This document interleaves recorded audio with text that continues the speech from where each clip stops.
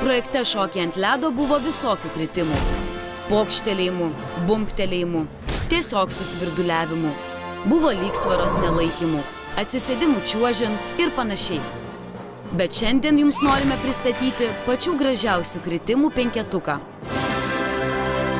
5. vieta. Vytautas Mackonis. Už tai, kad užkliuvęs už partnerės pačiūžos, jau pačioje pirmoje laidoje jis atidarė kritimo ant ledo sezoną. 4. vieta. Asta Žukaitė.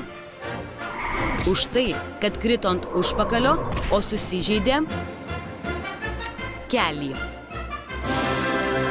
3. vieta. Vaida Genytė ir Tomas Katukevičius. Už kritimą, kuris galėjo baigtis rimtu smegenų sutrenkimu.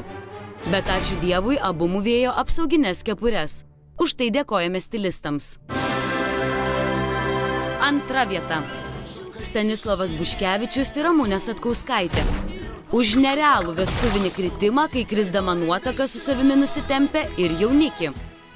Na, labai gražus nukritimas. Pažiūrėkime dar kartelį, tik lėčiau.